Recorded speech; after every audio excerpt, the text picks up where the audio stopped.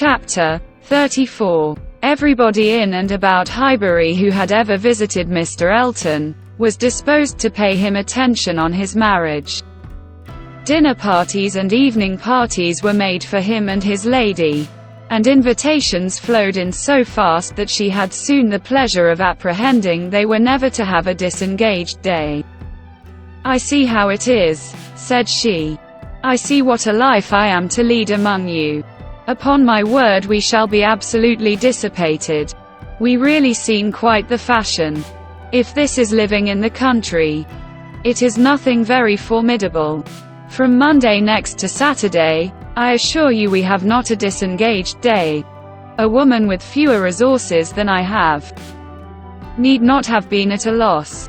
No invitation came amiss to her. Her Bath habits made evening parties perfectly natural to her, and Maple Grove had given her a taste for dinners. She was a little shocked at the want of 2 drawing-rooms, at the poor attempt at rout cakes, and there being no ice in the Highbury card parties.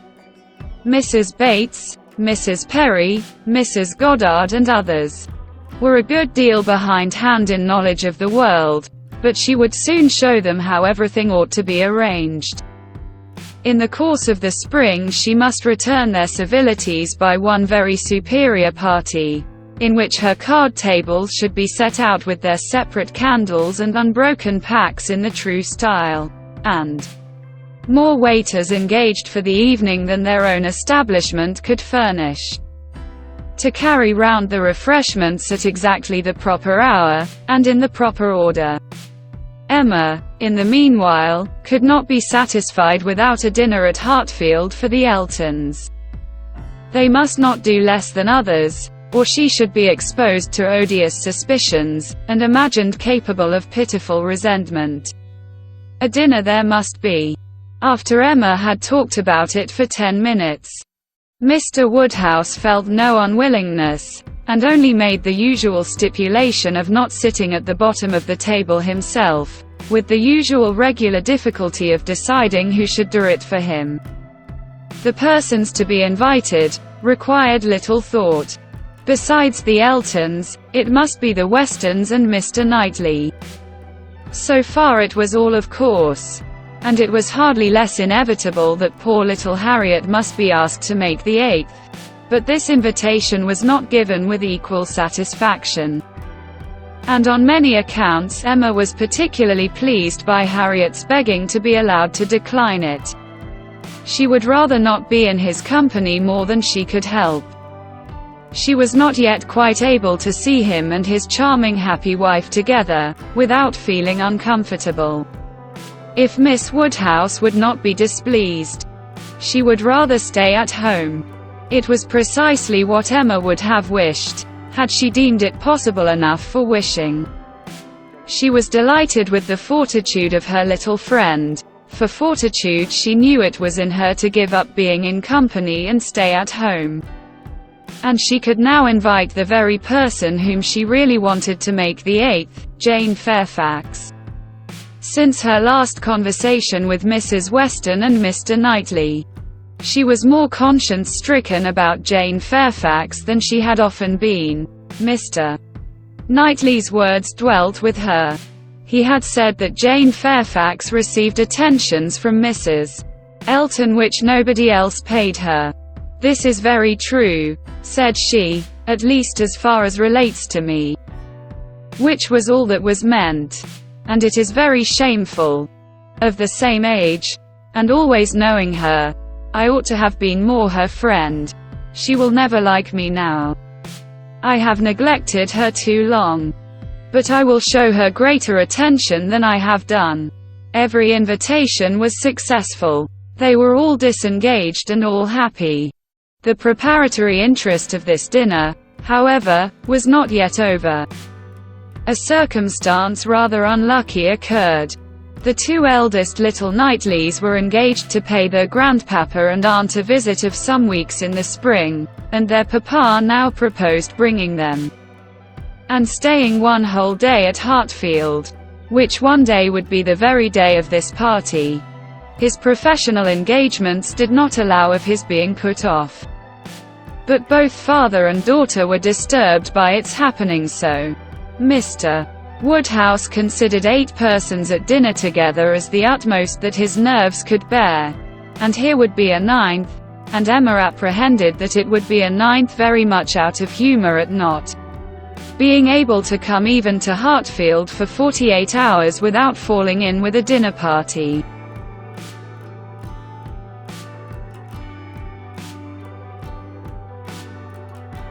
She comforted her father better than she could comfort herself, by representing that though he certainly would make them 9, yet he always said so little, that the increase of noise would be very immaterial. She thought it in reality a sad exchange for herself, to have him with his grave looks and reluctant conversation opposed to her instead of his brother.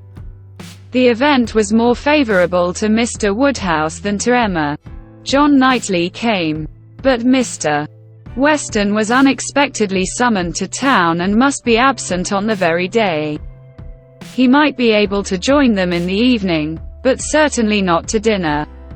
Mr. Woodhouse was quite at ease, and the seeing him so, with the arrival of the little boys and the philosophic composure of her brother on hearing his fate, removed the chief of even Emma's vexation. The day came. The party were punctually assembled, and Mr. John Knightley seemed early to devote himself to the business of being agreeable. Instead of drawing his brother off to a window while they waited for dinner, he was talking to Miss Fairfax. Mrs. Elton, as elegant as lace and pearls could make her. He looked at in silence, wanting only to observe enough for Isabella's information, but Miss Fairfax was an old acquaintance and a quiet girl, and he could talk to her. He had met her before breakfast as he was returning from a walk with his little boys, when it had been just beginning to rain.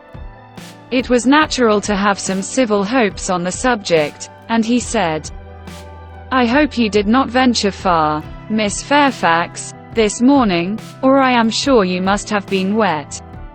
We scarcely got home in time. I hope you turned directly." "I went only to the post office," said she, "and reached home before the rain was much. It is my daily errand. I always fetch the letters when I am here. It saves trouble, and is a something to get me out. A walk before breakfast does me good. Not a walk in the rain, I should imagine." "No, but it did not absolutely rain when I set out." Mr. John Knightley smiled, and replied, "That is to say, you chose to have your walk, for you were not 6 yards from your own door when I had the pleasure of meeting you." And Henry and John had seen more drops than they could count long before. The post office has a great charm at one period of our lives. When you have lived to my age, you will begin to think letters are never worth going through the rain for.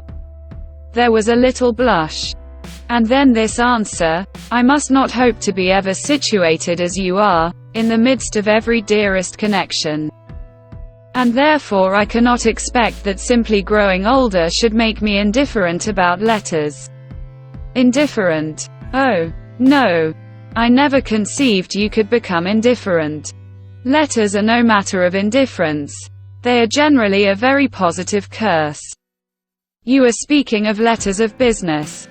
Mine are letters of friendship. "I have often thought them the worst of the two," replied he coolly. "Business, you know, may bring money, but friendship hardly ever does." "Ah, you are not serious now." "I know Mr. John Knightley too well. I am very sure he understands the value of friendship as well as anybody. I can easily believe that letters are very little to you. Much less than to me. But it is not your being 10 years older than myself which makes the difference. It is not age, but situation. You have everybody dearest to you always at hand. I, probably, never shall again. And therefore till I have outlived all my affections, a post office, I think, must always have power to draw me out. In worse weather than today. When I talked of your being altered by time, by the progress of years, said John Knightley, I meant to imply the change of situation which time usually brings. I consider one as including the other. Time will generally lessen the interest of every attachment not within the daily circle, but that is not the change I had in view for you.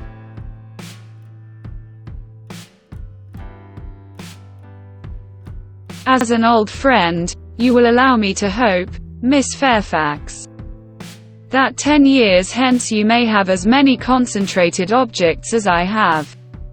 It was kindly said, and very far from giving offense. A pleasant, thank you, seemed meant to laugh it off, but a blush, a quivering lip, a tear in the eye, showed that it was felt beyond a laugh. Her attention was now claimed by Mr. Woodhouse, who being, according to his custom on such occasions, making the circle of his guests, and paying his particular compliments to the ladies, was ending with her, and with all his mildest urbanity, said, I am very sorry to hear, Miss Fairfax, of your being out this morning in the rain. Young ladies should take care of themselves. Young ladies are delicate plants. They should take care of their health and their complexion. My dear, did you change your stockings? Yes, sir, I did indeed. And I am very much obliged by your kind solicitude about me. My dear Miss Fairfax, young ladies are very sure to be cared for. I hope your good grandmamma and aunt are well. They are some of my very old friends. I wish my health allowed me to be a better neighbor. You do us a great deal of honor today, I am sure. My daughter and I are both highly sensible of your goodness, and have the greatest satisfaction in seeing you at Hartfield. The kind-hearted, polite old man might then sit down and feel that he had done his duty, and made every fair lady welcome and easy. By this time, the walk in the rain had reached Mrs. Elton, and her remonstrances now opened upon Jane. My dear Jane, what is this I hear? Going to the post office in the rain? This must not be, I assure you. You sad girl. How could you do such a thing? It is a sign I was not there to take care of you.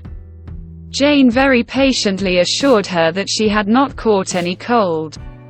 Oh, do not tell me. You really are a very sad girl, and do not know how to take care of yourself. To the post office indeed. Mrs. Weston, did you ever hear the like? You and I must positively exert our authority. My advice, said Mrs. Weston kindly and persuasively, I certainly do feel tempted to give. Miss Fairfax, you must not run such risks. Liable as you have been to severe colds, indeed you ought to be particularly careful. Especially at this time of year. The spring I always think requires more than common care. Better wait an hour or two, or even half a day for your letters, than run the risk of bringing on your cough again. Now do not you feel that you had? Yes, I am sure you are much too reasonable. You look as if you would not do such a thing again. Oh, she shall not do such a thing again, eagerly rejoined Mrs. Elton. We will not allow her to do such a thing again. And nodding significantly, there must be some arrangement made, there must indeed. I shall speak to Mr. E. the man who fetches our letters every morning. One of our men, I forget his name, shall inquire for yours too and bring him to you. That will obviate all difficulties, you know. And from us I really think, my dear Jane, you can have no scruple to accept such an accommodation. You are extremely kind, said Jane. But I cannot give up my early walk. I am advised to be out of doors as much as I can. I must walk somewhere, and the post office is an object, and upon my word, I have scarcely ever had a bad morning before. My dear Jane, say no more about it. The thing is determined. That is, laughing affectedly, as far as I can presume to determine anything without the concurrence of my lord and master. You know, Mrs. Weston, you and I must be cautious how we express ourselves. But I do flatter myself, my dear Jane, that my influence is not entirely worn out. If I meet with no insuperable difficulties, therefore, consider that point as settled. Excuse me, said Jane earnestly, I cannot by any means consent to such an arrangement, so needlessly troublesome to your servant. If the errand were not a pleasure to me, it could be done, as it always is when I am not here, by my grandmammas. Oh, my dear, but so much as Patty has to do, and it is a kindness to employ our men. Jane looked as if she did not mean to be conquered, but instead of answering, she began speaking again to Mr. John Knightley. The post office is a wonderful establishment, said she. The regularity and dispatch of it. If one thinks of all that it has to do, and all that it does so well, it is really astonishing. It is certainly very well regulated. So seldom that any negligence or blunder appears. So seldom that a letter, among the thousands that are constantly passing about the kingdom, is even carried wrong, and not one in a million, I suppose, actually lost. And when one considers the variety of hands, and of bad hands too, that are to be deciphered, it increases the wonder. The clerks grow expert from habit. They must begin with some quickness of sight and hand, and exercise improves them. If you want any farther explanation, continued he, smiling, they are paid for it. That is the key to a great deal of capacity. The public pays and must be served well.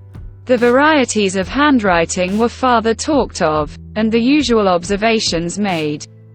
I have heard it asserted, said John Knightley, that the same sort of handwriting often prevails in a family, and where the same master teaches, it is natural enough.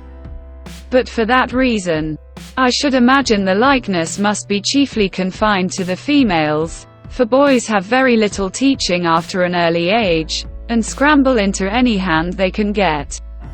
Isabella and Emma, I think, do write very much alike. I have not always known their writing apart. Yes, said his brother hesitatingly, there is a likeness. I know what you mean. But Emma's hand is the strongest. Isabella and Emma both write beautifully, said Mr. Woodhouse, and always did. And so does poor Mrs. Weston, with half a sigh and half a smile at her. I never saw any gentleman's handwriting, Emma began, looking also at Mrs. Weston, but stopped, on perceiving that Mrs. Weston was attending to someone else, and the pause gave her time to reflect. Now, how am I going to introduce him? Am I unequal to speaking his name at once before all these people? Is it necessary for me to use any roundabout phrase? Your Yorkshire friend, your correspondent in Yorkshire. That would be the way, I suppose, if I were very bad. No. I can pronounce his name without the smallest distress. I certainly get better and better. Now for it. Mrs. Weston was disengaged and Emma began again. Mr. Frank Churchill writes one of the best gentleman's hands I ever saw. I do not admire it, said Mr. Knightley. It is too small. Wants strength. It is like a woman's writing. This was not submitted to by either lady. They vindicated him against the base aspersion. No, it by no means wanted strength. It was not a large hand, but very clear and certainly strong. Had not Mrs. Weston any letter about her to produce? No, she had heard from him very lately, but having answered the letter, had put it away. If we were in the other room, said Emma, if I had my writing desk, I am sure I could produce a specimen. I have a note of his. Do not you remember, Mrs. Weston, employing him to write for you one day? He chose to say he was employed. Well, I have that note, and can show it after dinner to convince Mr. Knightley.